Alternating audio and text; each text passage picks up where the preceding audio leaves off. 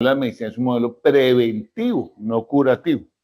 ¿Qué significa eso? Que estamos buscando detectar tempranamente las patologías o enfermedades que afectan al ser humano para poder tomar las medidas correctivas antes de que se establezca una enfermedad que sea irreversible, que ya no podamos hacer nada.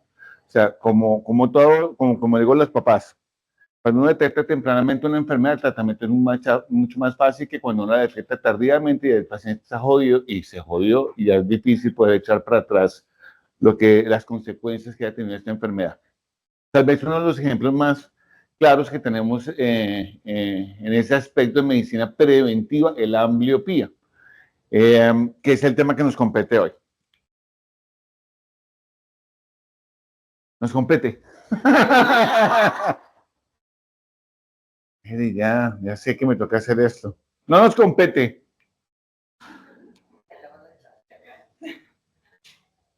Más fácil, más rápido la charla, ¿no? Así. Nos compete, no nos compete. ¿Qué es la ambliopía? No. Pásalo, tú más bien ahí entonces. Más fácil. Porque no quiere colaborar. Eso, ahora sí. Entonces, ¿qué se han visto con esas joyas que venden con esta figurita? Ese es el ojo griego. Bueno, entonces, cuando hablamos de ambliopía, la raíz griega de ambliopía, se nos fue. Ambis es débil y ojo, y ops es ojo. Entonces, el ojo débil es lo que la gente llama ojo perezoso. Pasa al siguiente. Si pasa. ¿Qué es ese ojo perezoso? Bueno, entonces, realmente cuando hablamos de ambliopía es ojo perezoso, un ojo débil, un ojo que no es capaz de lograr el 100% de la visión. Siguiente. No es una enfermedad que sea muy frecuente, pero sí afecta a un montón de chinos, entre el 1.5 y 3.5% de la población. O sea, de cada 103 se ve un montón de gente que puede tener ambliopía. Hay que tener claro cuando hablamos de ambliopía, en teoría, es un ojo y una vía visual que son sanos, es decir, el ojo anatómicamente es un ojo sano. Yo he peleado mucho con la definición de los norteamericanos ahora, porque ahora dicen que cuando un niño tiene catarata hace ambliopía, y una cosa es ambliopía y otra cosa es visión subnormal. Cuando uno tiene una cicatriz en la córnea, pues también le dicen que el niño tiene ambliopía, y pues no, porque en teoría la definición original de ambliopía es que es un ojo anatómicamente sano, es decir, que no tiene cicatrices, que no tiene una catarata, pero que va a llevar a un detrimento de la visión porque el cerebro no aprende a ver. Eso es lo que sucede con la ambliopía. ¿Qué sucede en estos casos? Entonces tenemos una deprivación de la señal lumínica que debe llegar al ojito y el ojito va al cerebro. Entonces, si no me está llegando esa señal lumínica al ojo o a la retina, entonces mi cerebro no se estimula y por eso como que el cerebro no aprende a ver, y las células que están en la corteza occipital, porque uno no ve con el ojo simplemente es la antena que agarra la señal de luz. Entonces esas células de la corteza occipital no se estimulan, no se desarrollan y por eso es que el bebé no aprende a ver con ese ojito. Y esto lleva a que haya una interacción binocular anormal. Acuérdense que tenemos dos imágenes, la del ojo derecho y la del ojo izquierdo, y el cerebro lo que hace es fusionar esas dos imágenes y de esa manera tenemos una sola imagen y vemos pues en teoría uno solo, aunque tenemos dos imágenes. Entonces, si hay una interacción binocular anormal, se interrumpe y el cerebro se olvida de ese ojo que está alterado. Y esto va a afectar especialmente en... ¿Cómo funciona? Aquí está. En esto que se llama el periodo crítico del desarrollo visual. Desde que nacemos, nuestro cerebro, que es 0 kilómetros, comienza a aprender las cosas. Así como un bebé, usted le pasa el tetero y él no es capaz de agarrarlo para poder llevarlo a la boca y después el bebé aprende a hacerlo. De la misma manera, con la visión, a medida que aprendemos o estamos con los estímulos del ambiente, comenzamos a estimular ese cerebro, el cerebro aprende a ver y por eso llamamos que hay un periodo crítico del desarrollo visual. Cuando no se cumplen a satisfacción esos estímulos para que el cerebro aprenda a ver, es que se desarrolla la ambliopía. Y esto va a ir más o menos, o sea, va a afectar principalmente en los primeros 5 años de vida. pero decimos que ya una interrupción permanente, o sea, de ese aprendizaje del cerebro ya deja de aprender aproximadamente a los 8 años de vida. Sin embargo, ese cerebro puede llegar incluso a madurar hasta los 10, 12 años de vida. Por eso, los norteamericanos o los protocolos grandes para tratamiento de ambliopía hablan de que uno puede incluso intentar tratar a un paciente hasta la adolescencia, y hoy día, con unas nuevas técnicas que se hacen con programas de computador, se dice que incluso en un adulto con ambliopía podría haber alguna mejoría visual. No, no curación, o sea, eso sí, olvídenlo. Pero sí pasar, por ejemplo, de ver un 20, 30% a ver un 50%. Y esos son casos anecdóticos que hemos visto de pacientes que veían muy mal por un ojito, tenían un ojo sano, por un accidente perdieron el ojo sano y milagrosamente, entre comillas, comienzan a desarrollar visión por el ojo que estaba ambliope. O sea, eso nos da una ventana a que estos pacientes con ambliopía, por la plasticidad neuronal, pueden llegar a mejorar algo de agudeza visual con tratamientos incluso después de ese periodo crítico o incluso después de la adolescencia. Gracias a la plasticidad neuronal. Como todo en medicina, es muy importante la historia clínica. Yo insisto en que tenemos que volver a las bases. Lamentablemente, se nos olvidan las bases de la medicina y una de estas fundamentales es la historia clínica. Siempre hay que recordar o preguntar, sobre todo cuando tratamos pacientes pediátricos, cómo ha sido el embarazo, ¿sí? Si tuvo alguna complicación durante el embarazo, si el bebé fue prematuro. ¿Por qué prematuro? ¿Qué tiene que ver eso con el uso de gafas? Porque un bebé prematuro tiene mayor riesgo de desarrollar problemas refractivos, es decir, hipermetropía, miopía, astigmatismo, y esto a su vez nos pone en riesgo de que tenga algún defecto de visión entre un ojo y el otro ojo, que pueda llevar a que ese bebé esté en riesgo de desarrollar ambliopía. Y para mí por eso es importante ver si ese bebé es prematuro, tener claro que ese niño puede tener un defecto refractivo que merite el uso de gafas, y ya con eso estoy previniendo que ese niño o niña desarrolle ambliopía. Los antecedentes perinatales.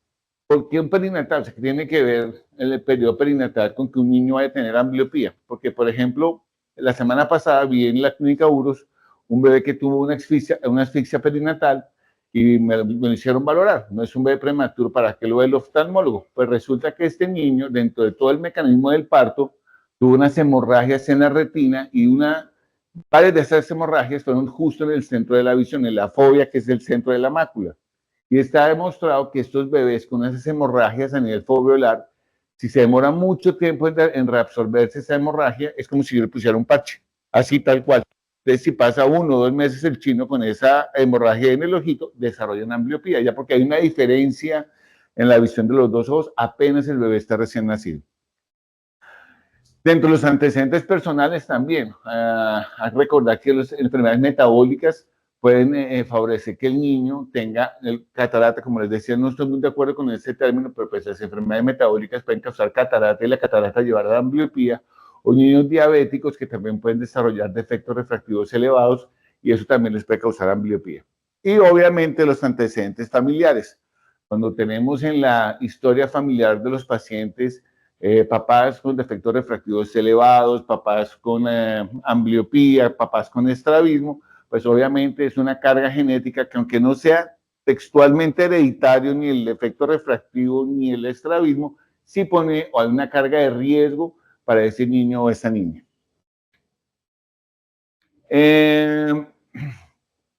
Cuando vamos a hacer el examen optométrico de cualquier paciente, esto no solamente es para los niños con ambliopía, pero para cualquier paciente pediátrico hay que recordar que el examen optométrico debe incluir un examen bajo dilatación y ese examen bajo dilatación debe ser realizado con ciclopentolato, no solamente con tropicamida y fenilefrina, que es una moda que lamentablemente tienen las escuelas de optometría, y es que solamente me le están haciendo exámenes de dilatación con tropicamida. Eso no sirve para nada.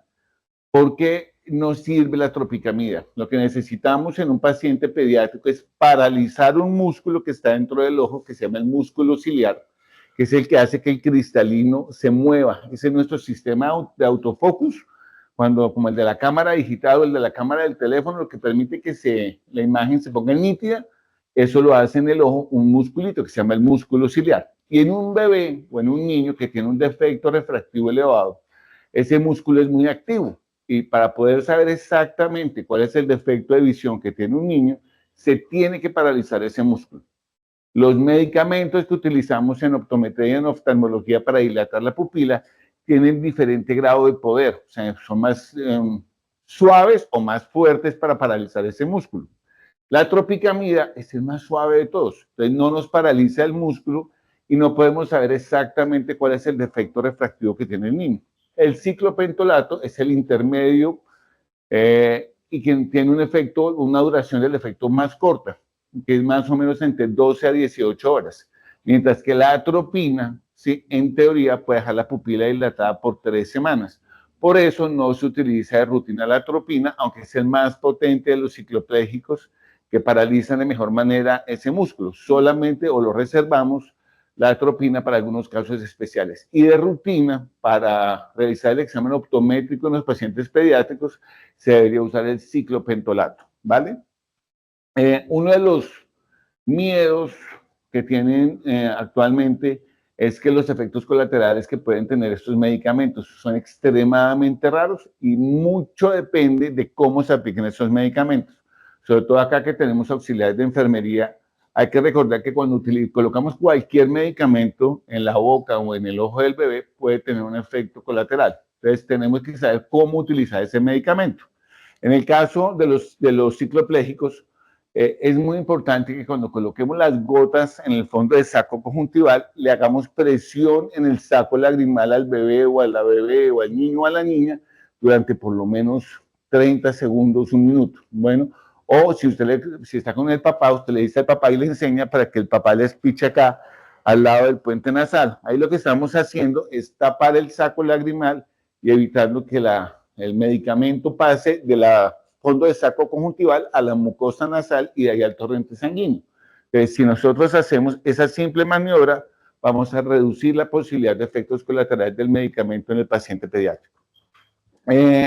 Y una vez que colocamos estos medicamentos cicloplégicos, no es que a los 15 a 20, que es otro error que me cometen en las ópticas, no solo aquí en Neiva, sino en Bogotá, es que les ponen las gotas y a los 15 a 20 minutos los revisan, no sirve para nada. Tiene que darle tiempo a que ese medicamento paralice el músculo ciliar y eso debe ser entre 1 hora y 1 hora y media. O sea, eso no es verlo a los 20 minutos, eso no sirve para un carajo. Tiene que esperar a que el medicamento haga efecto para que se paralice el músculo y ahí sí debe ser el examen optométrico y ahí vamos a poder evaluar qué efecto refractivo tiene el paciente. Algo muy importante, que no sé si ya lo implementamos acá, ¿sí? Pero al menos en la Secretaría de Bogotá nos están exigiendo consentimiento informado. Si vamos a dilatar a los pacientes, hay que firmar un consentimiento informado por parte de los papás para que ellos autoricen que pongamos el medicamento y hacer el examen del bebé con el uso de ese medicamento. ¿Aquí lo tenemos implementado eso? Hay que hacerlo, creo. No sé si la Secretaría, eso depende de la Secretaría de Salud, ¿no? En la Secretaría de Salud de Bogotá se lo están exigiendo acá.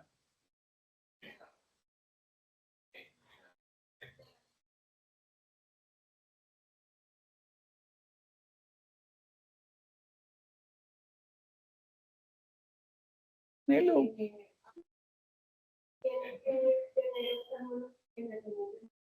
Servicio de un consentimiento informado para ese tipo de casos en el tema de medicamentos. Y todo lo que tenga que ver cuando usted toca al usuario. Y pues eso es algo que se está mejorando y la idea es empezar. Nada es perfecto en esta vida. Yo acabo de pasar por la última entrega de notas de mi hijo del colegio. Estoy sufriendo por eso. Ya estoy cucho. Y como le decía, todo es susceptible de mejorar. Nadie es perfecto. Nosotros no somos perfectos. Nuestra clínica no es perfecta. Entonces tenemos que mejorar eso. Bueno, todo es susceptible. Y tienen razón, porque al fin y al cabo le estamos colocando un medicamento al paciente. Y en el momento que haga un efecto colateral, así sea 1 en 1.000.000, tenemos que tener un consentimiento informado. Bueno, entonces ser juiciosos con eso, firmar el consentimiento, así como nos tenemos que lavar las manos antes de poner las gotas. Lo mismo. Bueno, o sea, para aprender que nos tenemos que lavar las manitos y eso. Bueno. Entonces, siempre el examen optométrico con ciclopentolato. Esta tabla ya se las había mostrado en la charla que hicimos de los defectos refractivos, que es una tabla que utilizamos. Esta es básicamente la que utiliza la Sociedad, la Academia Americana de Oftalmología Pediátrica, que es como los parámetros con los cuales tenemos nosotros que formular gafas en un paciente pediátrico. Pero quiero que hagan especialmente énfasis en esto, que es la anisometropía. ¿Qué es anisometropía? Aniso es que no es igual y metropía es medición, o sea, medición que no es igual. Cuando hablamos de anisometropía, estamos hablando de que la fórmula entre un ojo y el otro debe ser similar en el ser humano. Si tenemos una fórmula desigual o diferente en la medición, eso genera el riesgo de que haya o que se desarrolle ambliopía en un paciente pediátrico. Entonces, estar muy pendientes de en ese examen optométrico si hay una diferencia entre uno y el otro ojo que nos puede llevar a esta enfermedad. ¿Cómo debo corregir el defecto refractivo? Cuando tenemos fórmulas muy altas, que el niño o la niña viene sin una corrección óptica, no venía con corrección óptica y encuentro una fórmula muy alta, no le puedo chutar una fórmula muy alta a ese niño porque no la va a tolerar. O sea, cuando yo vengo sin usar gafas y me ponen una joda gruesísima, pues obviamente el niño no lo tolera. ¿Qué nivel o qué grado de defecto refractivo debo dar una corrección parcial? Cuando tengo una miopía mayor de -5, le debo colocar una corrección parcial. Y eso pasa mucho en los pacientes miopes elevados pediátricos, que el niño con las gafas se las quita para poder ver de cerca. La imagen del lente negativo para miopía es nítida, pero chiquita. Entonces, cuando usted le pone una fórmula súper alta al niño, el niño ve todo chiquito y nítido, pero entonces al niño no le gusta, entonces se quita las gafas. Entonces, por eso, en miopías por encima de 5 dioptrías, sobre todo si son niños grandecitos de 7, 8 años, en general uno no le debería colocar la fórmula total de un totazo, sino ponerle por ahí la mitad, un -3, un -4, y a los 4 o 5 meses subirle a la fórmula total. Igual pasa con los niños que tienen hipermetropías mayores de 5 dioptrías o astigmatismos mayores de 3 dioptrías de diferencia, ¿no? Entre un ojo y el otro.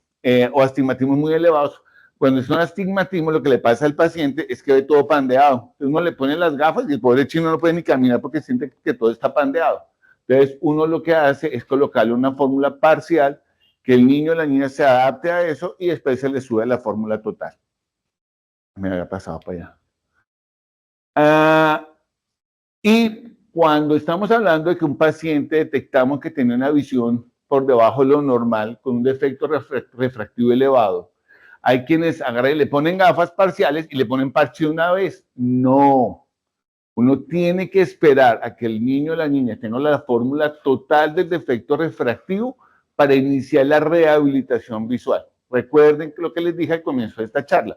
El problema no es del ojo, el problema es del cerebro. Yo necesito estimular ese cerebro con la mejor opción óptica que tenga ese paciente, no con una fórmula parcial. Entonces, tengo que esperar a que el niño tenga la fórmula total del defecto refractivo y ahí sí comenzar a estimular ese cerebro. Si uno comienza a estimular ese cerebro antes de tiempo, ya después el cerebro le dice, mamola, no le hago caso a esta rehabilitación que usted está haciendo. Entonces, por eso tenemos que tener las condiciones idóneas desde el punto de vista óptico para comenzar a estimular ese cerebro, ¿vale? Entonces, no tratar antes de que tenga la fórmula total ese bebé o esa niña. ¿Qué tipos de ambliopía tenemos? Aquí entonces tenemos los diferentes tipos de ambliopía. Ambliopía refractiva, ¿qué es eso? Es cuando tengo una fórmula tan alta como esto, que es un 4 letras de botella, ¿sí? Y entonces el ojo no tiene la capacidad, a pesar de que es un ojo anatómicamente sano, es un ojo que no tiene ninguna lesión, por el defecto refractivo es incapaz, las calidades ópticas no son tan buenas y el niño no es capaz de ver 100%. La anisometrópica, lo que hablábamos de la anisometropía, cuando la diferencia entre un ojo y el otro es demasiado grande, llamémoslo así, está por encima de lo que se tolera, y entonces el cerebro prefiere ver con un ojo que con el otro. Entonces, cuando yo veo bien por este ojo y con este tengo un defecto elevado, mi cerebro se olvida de ese ojo y solamente ven por el ojito bueno, entre comillas. La ambliopía estrábica, que es como esta de acá, cuando tengo el ojito chueco. Hay dos opciones. Cuando es alterna, cuando el niño tuerce un ojo o el otro y cambia de ojo, no desarrolla ambliopía. Pero si tengo un ojo chueco y solamente es un ojo el chueco, ese ojo se va a volver ambliope, porque el niño prefiere ver con el ojo que está, entre comillas, derecho. Y el otro que está torcido, pues no lo utiliza y ahí desarrolla ambliopía y ese cerebro no ve. La ambliopía deprivacional, ¿qué es esto? ¿A qué se refiere deprivacional? A deprivación, es decir, que no hay estímulo que le llegue a esa retina. ¿Y en qué casos puede pasar eso? Como en esta foto, pues ustedes ven que el niño tiene una ptosis, ven que en esta foto está el brillo. ¿Sí ven el brillo de luz que está ahí en la córnea? Mire que aquí no. Eso significa que no le está llegando luz a la retina. Entonces, ese niño con esa ptosis es como si tuviera el parche así todo el tiempo. No lo utiliza. No utiliza ese ojo. Y ahí desarrolla la ambliopía deprivacional. Y el último tipo de ambliopía es la iatrogénica. Iatrogenia es cuando nosotros hacemos o tomamos una medida que en vez de hacer un tratamiento, estamos haciendo una lesión, un daño sobre el paciente. Y esto pasa cuando hay algunos papás, por ejemplo, ya los médicos, que yo sepa, no, hace muchísimos años no veo uno, ponen parche todo el tiempo. Hay papás que dicen, es que como veo mal, a mí me dijeron que le pusiera parche, entonces le puse parche todo el tiempo, desde que se levanta hasta que se acuesta, y generan ambliopía iatrogénica en el ojo que le están tapando, porque no están haciendo el estímulo. Es como lo del párpado, pero hecho a raíz de un tratamiento instaurado por los papás o por un médico, porque, pues, repito, yo no, hace muchísimos años no veo a un médico que le ponga el parche todo el día al niño, pero está demostrado que con el tratamiento también se puede causar ambliopía.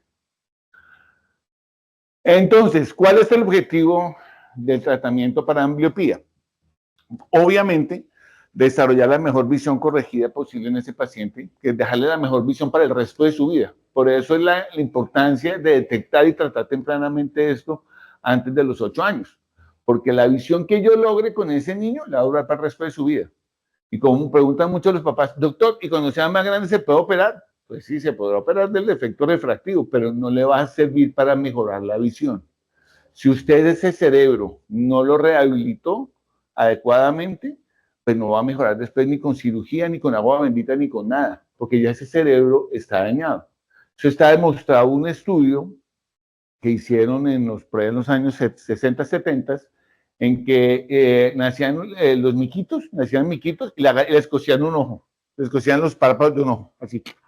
A uno les cosieron un ojito, a los otros les cosieron los dos ojitos, y entonces después al año mataron los miquitos y miraron cuáles eran los cambios a nivel de la corteza occipital. Y en esa corteza occipital, las células de la corteza occipital se atrofian, si no ven, o sea, se mueren esas células de la corteza occipital. Bueno, por eso es que necesitamos estimular esas células con gafas, con parche y todo, para que ese cerebro aprenda a ver. Bueno, y repito, entonces, lo que hagamos tempranamente es lo que va a quedar para el resto de la vida en ese paciente pediátrico. Ya después ni con cirugía, ni con nada, ni con electrochoques, sí, le va a mejorar la visión en esa corteza occipital. Obviamente, lograr unas condiciones adecuadas de binocularidad. La gente piensa que eso es una pendejada, pero no, es muy importante para el ser humano tener unas buenas condiciones de binocularidad. La binocularidad es la capacidad de ver con los dos ojos al tiempo, y son muy importantes en los seres humanos. Por eso nosotros tenemos los ojos para el frente, ¿sí? Y eso nos permite calcular, por ejemplo, cosas pendejas, como usted está en la calle y va a pasar la calle y calcular la velocidad a la que viene un carro. Eso lo logra con la visión binocular. O caminar en una calle y ver la profundidad de un andén, ¿sí? Si usted no tiene visión binocular, usted no calcula la visión binocular. Y los niños con ambliopía se van de jeta contra el planeta, ¿sí? No calculan, sácate, se van para el piso, porque no calculan la profundidad. Entonces, esas son cosas muy importantes. Por eso es que un piloto de un avión tiene que tener buena visión binocular, si no estampa el avión contra el piso. Bueno, tal cual. Bueno, entonces no solamente es ver bien, es tener la capacidad de ver con los dos ojos al tiempo adecuadamente. Obviamente, ay, mentira, espere. Obviamente, el paralelismo ocular, o sea, al tener adecuadas condiciones de visión binocular, nos va a ayudar a que ese niño o esa niña no se le tuerza el ojito, que obviamente eso es más evidente si tengo el ojo chueco. Bueno, cuando un niño está ambliope y ya está lamentablemente por encima de los 12 años, recordar que siempre tenemos que proteger el ojo con mejor visión. Si ustedes saben o conocen que una persona tiene mala visión por un ojo, ese cristiano tiene que tener gafas permanentes de protección. De cada 10 personas con ambliopía, ojo perezoso, visión subnormal, que tienen accidentes en los ojos, a 8 les pasan el ojo bueno. Entonces necesitamos proteger ese ojo con mejor visión. ¿Con qué protegemos el ojito? Pues con gafas. Entonces, si yo tengo un niño con ambliopía, si yo tengo un adulto con visión subnormal o con ambliopía en un ojo, ese cristiano tiene que usarme gafas permanentes de protección desde que se levanta hasta que se acuesta. Pero la gente cree que en la casa no le va a pasar nada y ahí es donde pasan la mayoría de los accidentes. Bueno, y obviamente todo va a terminar en la definición de bienestar físico, social y psicológico del individuo, que es la definición de salud de la Organización Mundial de la Salud. No crean, tener el ojo chueco, no ver bien por un ojo, pues obviamente va a afectar, así la gente no se dé cuenta, pero ese cristiano que ve mal por un ojo tiene un compromiso psicológico, seguro, póngale la firma. Bueno, ¿cómo vamos a tratar la ambliopía? ¿Qué hacemos nosotros para tratar la ambliopía?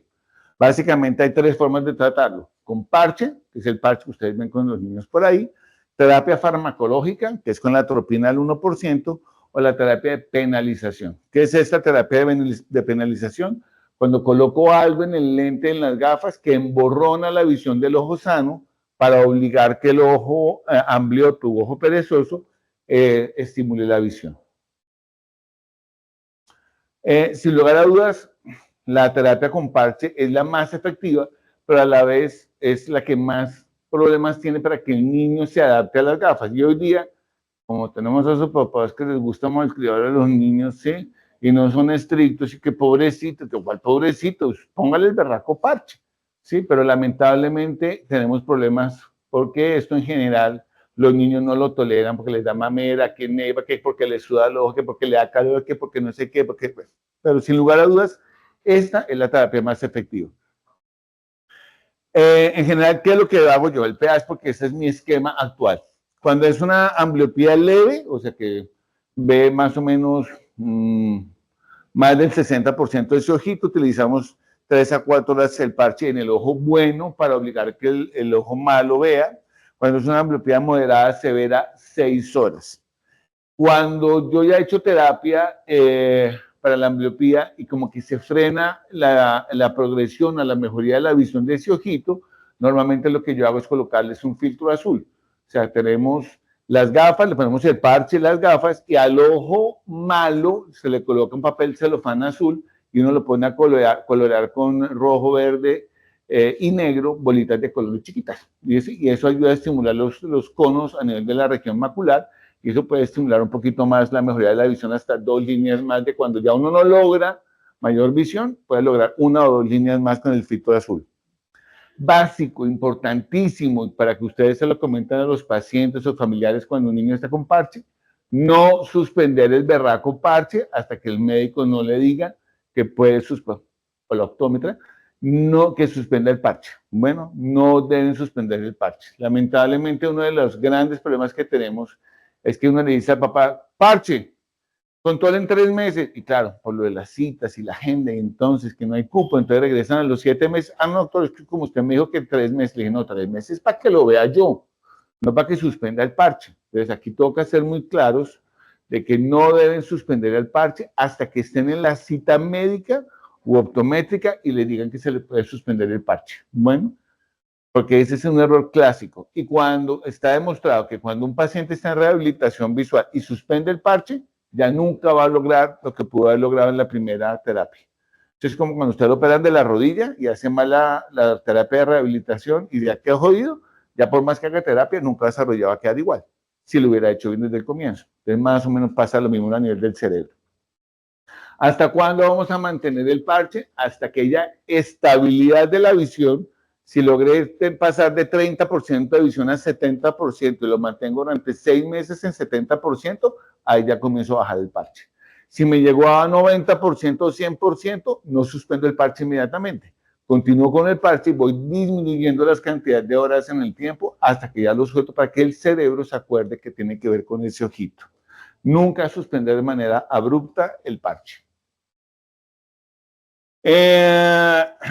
Entonces, este es tal vez el estudio más importante y grande a nivel mundial para el tratamiento de la ambliopía. Hay unas creencias que teníamos los oftalmólogos antes que han sido desvirtuadas por este estudio.